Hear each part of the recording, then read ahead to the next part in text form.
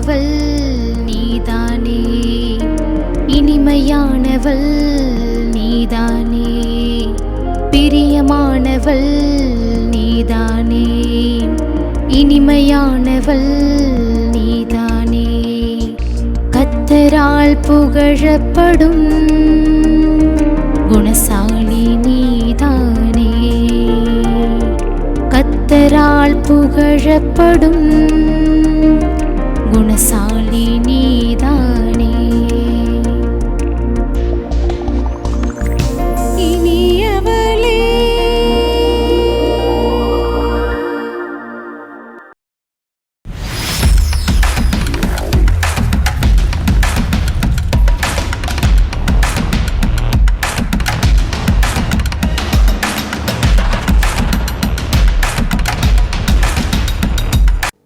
இனியவளே என்ற நிகழ்ச்சிக்கு உங்களை அன்புடன் வரவேற்கிறோம். இந்த நிகழ்ச்சி உங்களுக்கு ரொம்ப பிரயோஜனமாக இருக்கும்னு நாங்கள் கர்த்தருக்குள்ள விசுவாசிக்கிறோம். இப்போதும் கூட ஒரு தலைப்பின் கீழே கலந்து ஆலோசிக்க போகிறோம். இந்த நிகழ்ச்சியை பாருங்க, இது உங்களுக்கு ரொம்ப பிரயோஜனமாக இருக்கும்.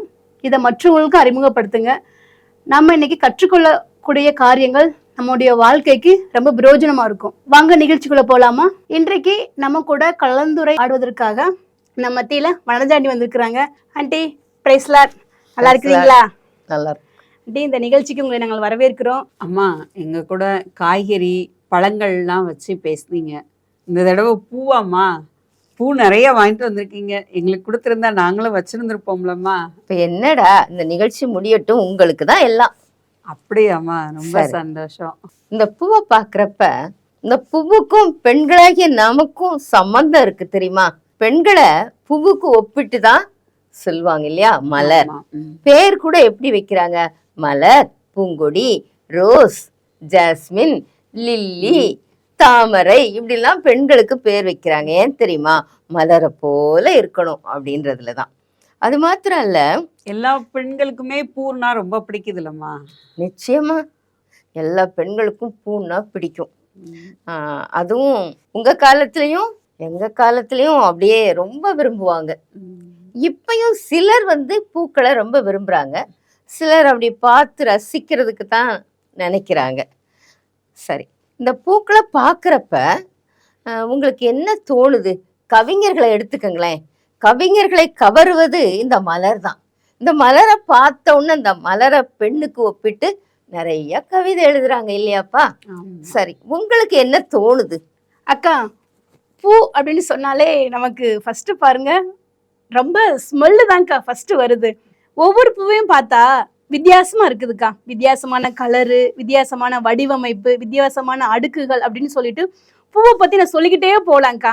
பூவை பார்க்கும் போதேவும் மனசுக்கும் சந்தோஷமா இருக்கு, பார்க்கவும் கலர்ஃபுல்லா இருக்குக்கா. பூவை விரும்பாதவங்க இப்ப இந்த உலகத்துலயும் சரி யாருமே இருக்க மாட்டாங்கக்கா. எல்லாருமே பூ விரும்புவாங்கக்கா. மனம், அந்த பூ இருக்கிற இடமே ஒரு வாசனை இருக்கும். பூச்செடி இருக்கிற இடமே ஒரு வாசனை கமலும் இல்லையா? அது சந்தோஷம் தரும். ஆனா இந்த மனத்தை குறிச்சி நம்ம பின்னால பார்க்கலாம். நீ சொன்ன பத்தியா, இந்த பூல பற்பல வடிவங்கள் இருக்குன்னு சொன்ன. அது மாத்திரம் இல்ல, இதழ்கள்ல வித்தியாசம் இருக்குன்னு சொல்லியிருக்க. இப்ப ஓரிதழ் தாமரைன்னு சொல்றாங்க, அதுக்கு ஒரே ஒரு இதழ் தான் இருக்கும் போல. அப்புறம் அடுக்கு மல்லி, அதுல நிறைய அடுக்குகள் இருக்கு. இப்ப நம்ம முன்னால இருக்க பூலையே பாருங்க, எல்லா பூலையும் அப்படி இதழ்கள் வித்தியாசமா இருக்கா? ஆமா ஆண்டி. ஆனா இதுக்குள்ள ஒரு இத பாருங்க, இது எப்படி இருக்கு? இந்த மல்லி எடுத்துக்கிட்டா நல்ல மனம் வீசும், ஆனா அதனுடைய இதழ் எப்படி இருக்கு? இப்ப இந்த பூக்கள்ல இப்படி பற்பல இதழ்கள் இருந்தாலும் அதுக்குள்ள ஒரு நல்ல ஒரு அமைப்பு, ஒரு ஒற்றுமை இல்லையா? எல்லாம் ஒண்ணு போல அழகா சேர்ந்து ஒரு நல்ல வடிவத்தை, ஒரு வனப்பை, அதாவது அழகா கொடுக்குது. குடும்பத்துல கூட அப்படிதான்ப்பா. இதுல ஒரு இதழ் இது மட்டும் அப்படி மேல தூக்கிக்கிட்டு நிக்குதுன்னு வை. அப்ப இந்த பூவை பாக்குறப்ப நமக்கு என்ன தோணும்? இது என்ன, இது மட்டும் தூக்கிக்கிட்டு இருக்கு அப்படின்னு நினைப்போம். ஒரு இதழ் கீழே விழுந்துருச்சுன்னு வச்சுக்கோங்க, அப்பவும் அது என்ன குறையா தெரியுது, இந்த பக்கம்லாம் ஒரு ஒழுங்கா வருது, இங்க ஒண்ணு இல்லையே, இல்ல இது கீழே அப்படி மடங்கிக்கிட்டு நிக்குது, அப்பயும் அதனுடைய அழகு குறையுது. இதே போலதான்ப்பா குடும்பத்துல சில குடும்பம் தனி குடும்பமா இருக்காங்க, ஆனா தனியா இருந்தாலும் கணவன் மனைவி பிள்ளைகள் ஒரு அமைப்பு. இன்னும் கூட்டு குடும்பமா இருந்தா மாமனார், மாமியார், கொழுந்தியார், நாத்தனார், கொழுந்தன் இப்படி எல்லாம் இருக்காங்க இல்லையா? இப்ப இவங்கள இப்ப இந்த நாத்தனார் கொஞ்சம் அப்படி பெருமையா இருக்கும். ஒரு பொண்ணு கல்யாணம் ஆகி அந்த வீட்டுக்கு மருமகளா வந்துட்டான்னா அந்த நாத்தனார் என்ன செய்யும்? கொஞ்சம் பெருமையா தெரியும். அப்ப அந்த வந்த அந்த மருமக, இவ பெரிய என்ன இவளோ, இவ என்னை விட ரொம்ப அழகா இருக்காளோ, நான் தான் ரொம்ப படிச்சிருக்கேன் அப்படி சொல்லி அந்த இதழ் மட்டும் அந்த குடும்பத்துல தூக்கிக்கிட்டு அந்த தன்னை உயர்வா பெருமையா நினைச்சுக்கிட்டு இருந்தா அதுவும் நல்லா இருக்காது. அடுத்து அந்த மாமியார் சில வேளை கண்டிப்பா இருப்பாங்க. அந்த காலத்துலலாம் நான் வச்சதுதான் சட்டம்னு இருப்பாங்க. அவங்கள பார்த்த உடனே இது பயந்து போய், ஐயோ நம்ம ஒண்ணுமே சொல்ல வேண்டாம், அது என்ன சொன்னாலும் நம்ம அடிபணிஞ்சு போயிடுவோம், சரி சரின்னு போயிடுவோம்னு சொல்லி தன் சந்தோஷத்தையே இழந்துட்டு அது அப்படி மடங்கி கிடந்துச்சுன்னா அந்த குடும்பம் அழகா இருக்குமா? சமாதானமா இருக்குமா? சந்தோஷம் இருக்குமா? இருக்காது. அப்ப எல்லாரும் ஒரு குடும்பத்துல ஒற்றுமையா இருக்கிறதுக்கு இந்த பெண்ணாகிய இதழும் எப்படி இருக்கணும்? எல்லாரோட சேர்ந்து இருக்கணும். உனக்கு என்ன தோணுது ஆண்டி? நீங்க இப்படி சொல்லும்போது வேதத்துல இருந்து இந்த தாளந்துகள் சம்பவம் நம்ம எல்லாருமே கேள்விப்பட்டிருப்போம். வீட்டு எஜமான் தன்னுடைய ஊழியர்களுக்கு வெவ்வேறு விதமான தாளந்துகளை கொடுக்கறாரு. அவங்களும் பாருங்க அந்த தாளந்துகளை ஒரு சிலர் பயன்படுத்துறாங்க, ஒரு சிலர் அப்படியே அதை போச்சு வச்சிடுறாங்க. ஆண்டவர் நமக்கு ஒவ்வொருத்தருக்கும் வித்தியாசமான தாழ்ந்துகளை கொடுத்துருக்கிறாரு. நம்ம அந்த ஒவ்வொருவரும் நம்ம கொடுக்கப்பட்ட தாழ்ந்துகளை பயன்படுத்தும் போது கட்டாயம் நிச்சயம் நம்ம இருக்கிற இடத்துல ஆண்டவர் நம்ம பயன்படுத்துவாங்க ஆண்டி. சரியா சொன்னப்பா. இது பொதுவா எல்லாருக்கும் உரியது. அது ஆணானாலும் பெண்ணானாலும் தனக்கு கொடுக்கப்பட்ட தாளந்த அவங்க பயன்படுத்தணும். சரி, அப்புறம் என்ன யோசிக்கலாம்? பூக்கள் உள்ள இதழ்களை வச்சுமா நீங்க இவ்வளோ பெரிய கருத்தை எங்களுக்கு சொல்லிட்டீங்க. இன்னும் ஒன்று எனக்கு என்ன தோணுதுன்னாம்மா, சொல்லுப்பா. பூக்கள்னாலேமோ தேன் ஒன்று இருக்குல்லம்மா, அதில் உள்ள தேன் உரியறதுக்காக வண்டுகள் இதெல்லாம் தேனீக்கள் வருது. தேனும் பூக்களோட இணைஞ்ச ஒன்று மனம் மாதிரி, எனக்கு அது ஞாபகம் வருதுமா. சரிதான்ப்பா. எல்லாம் பூக்கள்ல தேன் இருக்கு. அந்த தேனை உறிஞ்ச வண்டு வருது, வண்ணத்து பூச்சி வருது இல்லையா? அப்ப இந்த பூல இருக்க தேன் எல்லாத்துக்கும் பயன்படுது. அது மாத்திரம் இல்ல, மனிதர்களுக்கும் தேன் பிரியமா இருக்கு இல்லையா? இந்த தேன் நல்ல உணவுப் பொருள்பா, சத்துள்ள உணவுப் பொருள். ஒரு குழந்தை பிறந்த உடனே என்ன செய்யறாங்க? அவங்க வீட்டுல நல்ல ஞானம் உள்ளவர்கள் நல்லவங்களை பார்த்து நீ வைப்பா, நீ பிள்ளைக்கு சேனை வையின்றாங்க. எதை தொட்டு வைக்கிறாங்க? தேனை தொட்டு அந்த பிள்ளை நாக்குல வைக்கிறாங்க. முதல்ல அது சுவைக்கிறதே தேன் தான். அடுத்து இந்த தேன் நல்ல மருந்து. அந்த மருந்து வியாதிகளுக்கு, பலவீனங்களுக்கெல்லாம் அது பயன்படுது. அப்ப இது பயன்படுவதா இருக்கு. இந்த பயன்படுகிற தேனை இது மனிதர்களுக்கும் தருது, வண்ணத்து பூச்சிக்கும் தருது, வண்டுக்கும் தருது. நாமும் கூட இப்படி பயன்படுறவங்களா இருக்கணும்ப்பா. ரொம்ப கரெக்டா சொன்னீங்கம்மா. தேன் இனிமையானது, அதனால நம்ம சிரிச்சுட்டே இருக்கணும் அப்படின்னு சொல்லிடுவீங்களோன்னு நினைச்சேம்மா. ஏன்னா பெண்களுக்கான இந்த நிகழ்ச்சிக்கு பேருமே இனியவளேன்னு வச்சிருக்காங்க. ஏன்னா இனிமையானவங்களா நம்ம குடும்பத்துல இருக்கணும்னு. ஆனா நீங்க அந்த தேன்ல இருந்தேமோ இனிமைங்கிறத விட்டுட்டு பயனுள்ளதுன்னு ஒரு புது பாயிண்டா எங்களுக்கு கற்றுக் கொடுத்துருக்கீங்கம்மா. ரொம்ப சந்தோஷம். இனிமையானவளா இருக்கணும்ப்பா. ஆனா அதே சமயம் நம்ம பயனுள்ளவங்களா இருக்கணும். அப்பதான் எல்லாருக்கும் நம்ம வாழ்வு கொடுக்குறவங்களா இருக்க முடியும். இப்ப நம்ம வீட்டையே எடுத்துக்கங்களேன். வீட்டுல எல்லாரும் அந்த பெண்ணை தான் சார்ந்திருப்பாங்க. அதனாலதான் அவளுக்கு குடும்ப தலைவி. தலைவன் கொண்டு வர்றதை வச்சு அந்த தலைவி தான் நிர்வகிக்கிறா. பிள்ளைக்கு என்ன வேணும், கணவனுக்கு என்ன வேணும் அப்படின்னு சொல்லி தன் வீட்டுல இருக்க மாமனார் மாமியாருக்கு என்ன செய்யணும், அவங்களுக்கு சுகர் இருக்கா, அப்ப சர்க்கரை இல்லாத காஃபி கொடுக்கணும், இந்த மாதிரிலாம் அவ யோசித்து மற்றவங்களுக்கு கொடுக்கணும். சுகமில்லாத மாமியாருக்கு வேளைக்கு என்ன செய்யணும், மருந்து கொடுக்கணும். கண்ணு ஆப்ரேஷன் பண்ணியிருந்தா அந்த டைம் பிரகாரம் அந்த சொட்டு மருந்து ஊற்றணும். இப்படி குடும்பத்துக்கு பயனுடையவர்களா நம்ம இருக்கணும். அது மாத்திரம் இல்லப்பா, சமுதாயத்துக்கும் நம்ம பயனுடையவர்களா இருக்கணும். ஆண்டி, பயனுள்ள வாழ்வு நீங்க சொல்லும்போது இப்போ நாங்க எங்க பிள்ளைங்களை வளர்த்து அதை நல்லா சந்ததியை அந்த உலகத்துல கொடுக்குறோம். இன்னும் அப்படின்னா பெண்களாகி நாங்க வீட்டுல வேலை பார்த்துட்டு இருக்கோம். இன்னும் அதை தாண்டி அப்ப வெளியே வேலைக்கு போகணுமா ஆண்டி? அதை அப்படி சொல்றீங்களா நீங்க? வெளியே வேலைக்கு போகணும்னு நான் சொல்லலப்பா. அது அவங்க அவங்க விருப்பம். சிலர் என்ன செய்யறாங்க, நல்லா படிச்ச பிள்ளைகளை கூட நீங்க என்ன செய்றாங்க, நீ வீட்டை பார்த்துக்கோ, பிள்ளைகளுக்கு கற்றுக் கொடுன்னு வச்சிடுறாங்க. ஒரு சிலர் நம்ம குடும்பத்துல நல்ல விரும்பினதை வாங்கணும், பிள்ளைகளை இன்னும் நல்லா படிக்க வைக்கணும், நீயும் வேலைக்கு போனா உதவியா இருக்கும் அப்படின்னு சொல்லி வேலைக்கு அனுப்புறாங்க. நான் அதை மட்டும் சொல்லலப்பா. இப்ப நம்ம குடும்பத்துல தன் கணவன் வீட்டு வழியில எடுத்துக்குவோம். இப்ப தான் வீட்டு வழியில ஒரு தேவை இருந்துச்சுன்னா, தான் தங்கச்சி கல்யாணத்துக்கோ தான் தம்பி படிப்புக்கோ உதவி செய்யணுன்ற ஒரு எண்ணம் அப்படி இயற்கையாவே அந்த ரத்தத்துல ஊறி வந்துரும். சரி சரி. அது போய் தான் கணவன்கிட்ட மெதுவா பேசி, எப்படி பேசணுமோ அப்படி பேசி, நம்ம கொஞ்சம் செய்வோங்க, என் நகையில கொஞ்சம் கொடுப்போங்க, அப்புறம் அவங்க திருப்பி கொடுத்துருவாங்க எங்க அப்பா அப்படின்னு சொல்லி சொல்லுவாங்க. ஆனால் தன் நாத்தனாருக்கு தன் கொழுந்தனாருக்கு வீட்டுல ஒரு கஷ்டம் இல்ல அவங்க பிள்ளைக படிப்புக்கு பணம் தேவையா இருக்குன்னு தெரிய வரும் பொழுது வலிய போய் உதவி செய்யணும். பணம் மட்டும் இல்லப்பா, ஒரு சுகவீனமா இருக்காங்க தான் நாத்தனார்னா, உடனே போய் பார்த்துட்டு கொஞ்சம் பழத்தை வாங்கி கொடுத்துட்டு டாட்டா பை பை அப்படின்னு சொல்லிட்டு வந்துடக்கூடாது. நம்ம இருந்து உதவி செய்யணும்னா முடிஞ்ச அளவுக்கு ஒரு மருத்துவமனையில தங்குறதோ அல்லது வீட்டுல கொஞ்சம் உதவி செய்துட்டு போறதோ இதெல்லாம் நாம செய்யணும். அவங்க கேட்டுதான் செய்யணும். அவங்க என்ன என்கிட்ட கேட்டாங்களா, அவங்களுக்கு போய் செய்ய வரட்டும், தேவைன்னா வரத்தான் செய்யணும், அப்படி இருக்கக்கூடாது. நம்ம வலிய போய் என்ன செய்யணும், உதவி செய்யணும். அப்ப மற்றவர்களுடைய தேவை அறிந்து உதவி செய்யணும் அப்ப நீங்க சொல்றீங்க, அப்படிதானே ஆண்டி? ஆமாப்பா. இப்ப நம்ம வேதத்துல எடுத்துக்கப்பா, ஈசாக்குக்கு பெண் பார்க்க எலியேசர் போனாரு. அந்த கதையெல்லாம் உங்களுக்கு தெரியும். ரெபேக்கா அம்மாவை திருமணம் பண்ணி வச்சாச்சுப்பா ஈசாக்குக்கு. ரெபேக்கா வளர்ந்த இடம் மெசபடோமியா. அவங்களுடைய கலாச்சாரம், பழக்க வழக்கங்கள், பேச்சு எல்லாமே வித்தியாசம். இங்க கானான்ல ஆபிரகாம் வீட்டுல இருக்கிறது வித்தியாசம். அங்க அவன் மகளா செல்லமா இருந்திருப்பா. இங்க ஈசாக்குடைய மனைவியா குடும்ப தலைவியாவ வந்திருக்கா. சாராளமா இல்ல இல்லையா? அப்ப இவதான் எல்லாத்தையும் நிர்வகிக்கணும், எல்லாரையும் அனுசரித்து போகணும், அப்ப எல்லாருக்கும் பயன்பட இருக்கணும். அப்படி அவ வாழ்ந்திருக்கா. தன்னுடைய எண்ணங்கள், கலாச்சாரம் எல்லாத்தையும் மாத்தி அந்த குடும்பத்துக்கு ஏற்றவளா, ஒரு பயன் தருகிறவளா அவ வாழ்ந்திருக்கா. அதனாலதான் வேதம் சொல்லுது, ஈசாக்கு தன் தாய்க்காக கொண்டிருந்த துக்கம் மாறி அவன் எப்படி இருந்தானா, ஆறுதல் அடைந்தான், சந்தோஷப்பட்டிருப்பான் மனைவியோட. 2 பேரும் கொஞ்சம் வயதான காலத்துல கூட விளையாடி கொண்டிருந்தார்கள்னு சொல்லி வேதம் சொல்லுது. அப்படி ஒருவர் நேசிக்கிறவங்களா அப்படியே அவங்க வாழ்ந்திருக்காங்க.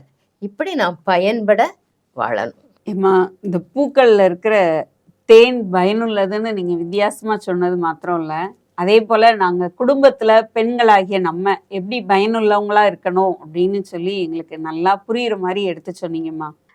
ஆண்டி, இந்த ரோஸ் இந்த மாரி செடிகள் நம்ம பார்த்தோம் அப்படின்னா, இது முள்ளு அந்த செடியில இருந்து தான் வளருது. இதை நம்ம பறிக்கும் போது இந்த முள்ளுல இருந்து தான் நம்ம பறிக்கிறோம்.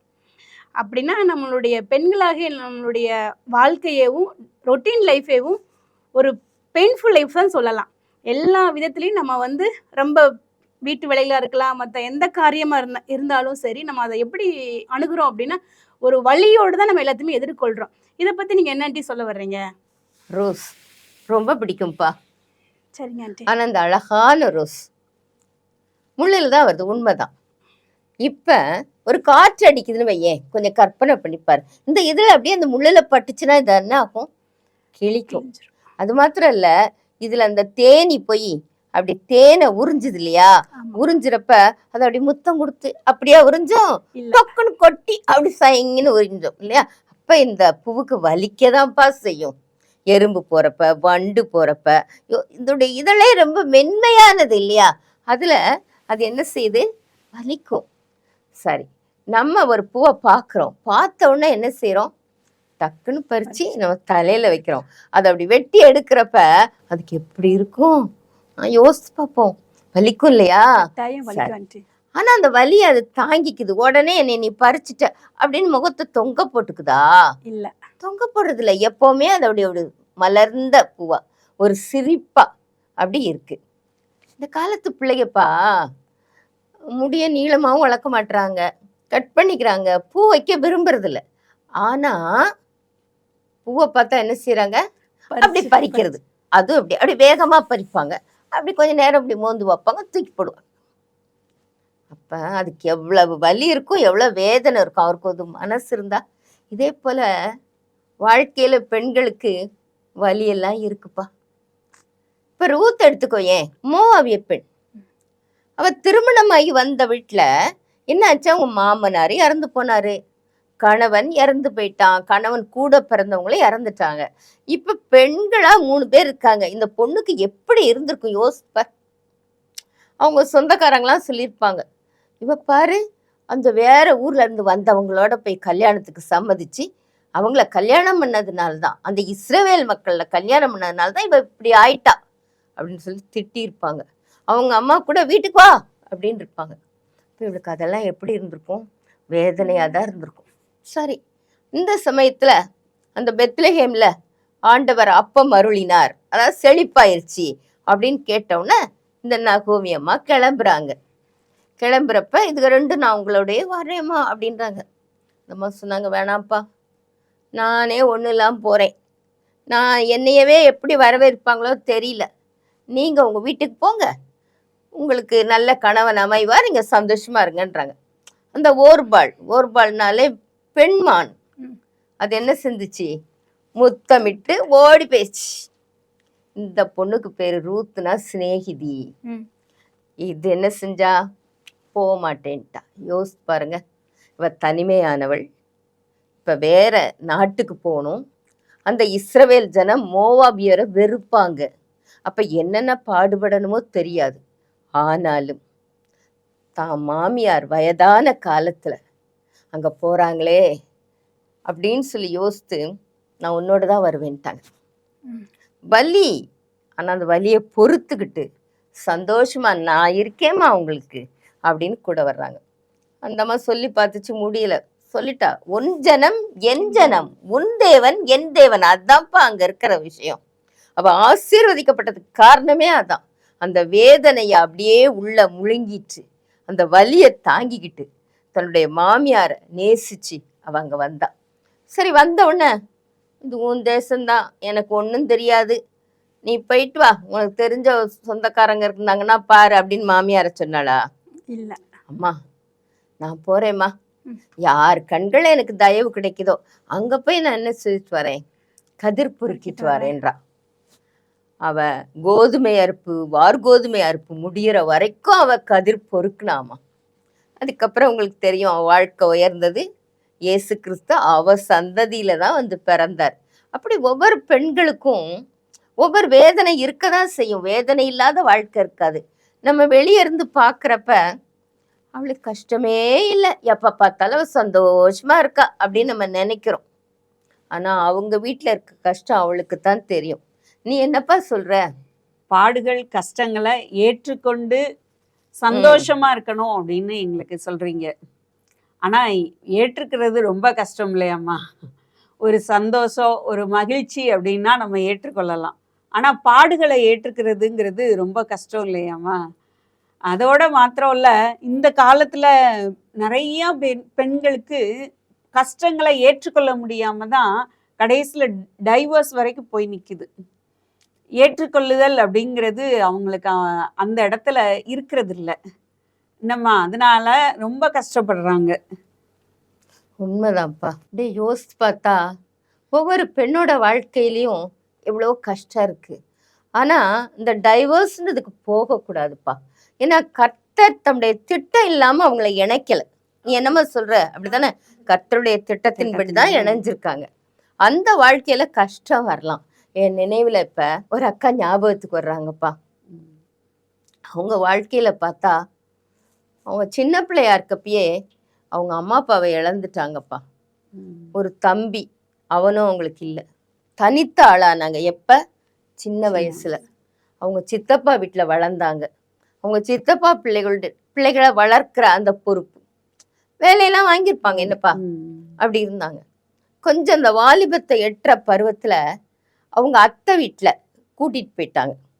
அத்தை வீட்டுல கூட்டிட்டு போனா அவங்க நேசிக்க தான் செய்தாங்க எல்லாரும். ஆனாலும் அவங்க மனசுல எப்படி இருக்கும்? கஷ்டமா தான் இருக்கும். மனசுல வேதனை. ஏன்னு சொன்னா அவங்க அத்தை பொண்ணே மற்றவங்ககிட்ட சொல்றப்ப அவ எங்க வீட்டு வேலைக்காரி அப்படின்னு சொல்லுவாங்க. ஏன்னா இந்த பொண்ணு என்ன செய்யும், அவங்க அத்தைக்கு உதவி செய்யும். தாய் மாமா பொண்ணுடா, தாய் மாமா பொண்ணு. ஆனா அந்த அந்த குடும்பத்துல இருந்தவங்கள அந்த ஒரு சகோதரி அது மட்டும் அப்படி சொல்லும். அதே மாதிரி ட்ரெஸ் எடுத்துட்டு வந்தா தன்னை விட அவங்களுக்கு குறையா எடுக்கணும்னு நினைப்பாங்க. அந்த அக்கா பேர் சொல்றேன், அப்பதான் புரியும் உங்களுக்கு. அவங்க பேர் ராஜம்மாள். அழகா இருப்பாங்க, நிறைய முடி. ஒரு தடவைலாம் ஒரு ஃபாரினர் அவங்கள பின்னால திரும்ப வச்சு அந்த பின்னலை மட்டும் போட்டோ எடுத்துட்டு போனாராம் அப்படி. ஆனா அவங்க மாமா அவங்கள படிக்க வச்சாங்கப்பா, ஒரு நர்சிங் படிக்க வச்சுட்டாங்க. இந்த பொண்ணு மட்டும் அதுக்கு எதிரி. அவ எங்க மாமா பொண்ணெல்லாம் இல்லை, அவ எங்க வீட்டு வேலைக்காரி. இப்படி ஒரு மாதிரி மனசை காயப்படுத்துற மாதிரியே பேசுவான். அப்ப அவங்க மாமாவோட 2வது பையன் அவங்க என்ன செய்வாங்களாம், ட்ரெஸ் எடுக்க அவங்க தான் போவாங்களாம். ட்ரெஸ் எடுக்க இது ராஜம்மாவுக்கு அழகா இருக்கும் அப்படின்னு அவங்க எடுத்தா பார்ப்பாங்களாம், விலை எப்படி இருக்குன்னு பார்ப்பாங்களாம். பார்த்துட்டு விலையை கிழிச்சிட்டு கொண்டாந்துருவாங்களாம்.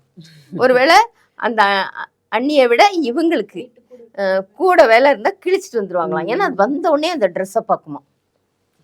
அவ்வளோ கஷ்டத்துல தான் வந்தாங்க. ஆனால் கர்த்தர் அப்படியே விட்டுறலப்பா அவங்கள. கல்யாணம் ஆச்சு, நல்ல இடத்துல கல்யாணம் பண்ணி கொடுத்தாங்க. மாமியார் தான் பிள்ளை மாதிரி பார்த்துக்கிட்டாங்கப்பா.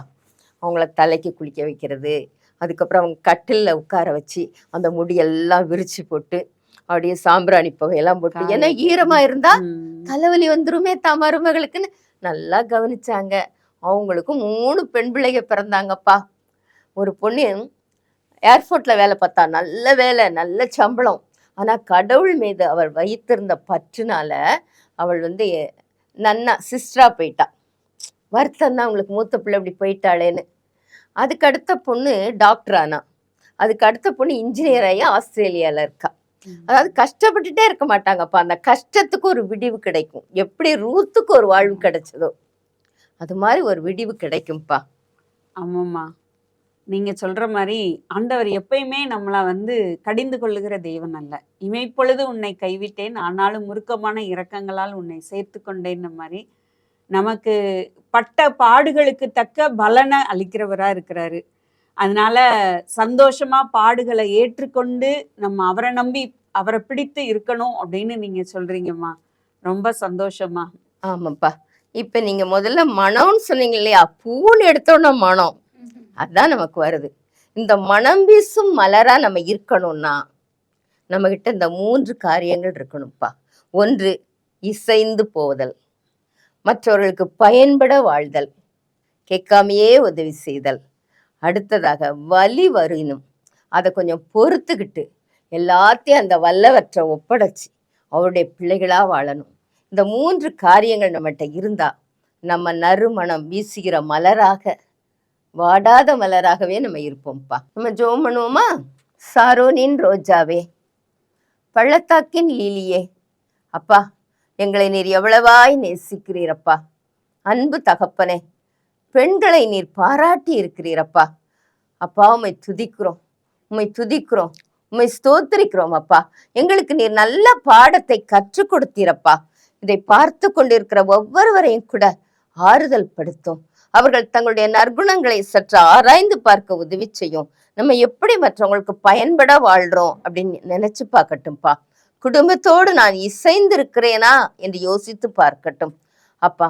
அதற்கும் மேலாக அப்பா, என் வீட்டிலே பிரச்சனைகள் வரும் பொழுது, என்னை மற்றவர்கள் காயப்படுத்தும்படி பேசும் பொழுது அல்லது செயல்படும் பொழுது நான் அதை ஏற்றுக்கொண்டு அப்பா உம்மிடமிருந்து ஆறுதலை பெற்றுக்கொள்ள அப்பா நீர் கிருபை செய்யும் என்று ஒவ்வொருவரும் வேண்டிக் கொள்ள கிருபை செய்யும். ஆமாண்டவரே அப்பா, ஒவ்வொரு வேதனைக்கும் பின்னால் ஒரு சாதனை இருக்கிறதப்பா. கண்ணீரில் கமலங்கள் பூக்கின்றன ஆண்டவரே. அப்பா உம்மை துதிக்கிறேன். அப்படி நீர் செய்கிறீர், உயர்த்துகிறீர். எல்லாரையும் கஷ்டப்பட்டே போகும்படி நீர் விடமாட்டீர். அதை உணர்ந்து இன்றைய தினத்திலே யாரெல்லாம் கண்ணீரோடு வாழ்கிறார்களோ அவர்களை எல்லாம் மாற்றி தேற்றுவீராக.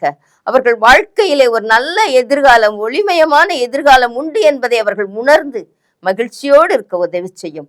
உம்முடைய பிள்ளைகளாக வாழ உதவி செய்யும். துதி, கனம், மகிமை உமக்கே படைக்கிறோம். இயேசு கிறிஸ்துவின் மூலம் ஜெபங்களும் பரமபிதாவே, ஆமென். அம்மா, எங்க மத்தியில வந்து கலந்து கொண்டு இவ்வளோ பூக்களை மனமிக்கதா எங்களுக்கு காமிச்சு எங்களுடைய வாழ்வு மனமிக்கதா மாறணும் அப்படின்னா என்னென்ன காரியங்களை நாங்கள் கற்றுக்கொள்ளணும் அப்படிங்கிற 3 பாயிண்ட்ஸை எங்களுக்கு நீங்கள் நல்லா கற்றுக் கொடுத்தீங்கம்மா. இனிமேல் பூக்களை பார்த்தாலே எங்களுக்கு இந்த 3 காரியங்கள் தாம்மா ஞாபகத்தில் வரும். அந்த அளவுக்கு எங்கள் மனசில் பதிகிற மாதிரி கற்றுக் கொடுத்தீங்க. உங்களுக்கு ரொம்ப நன்றிம்மா.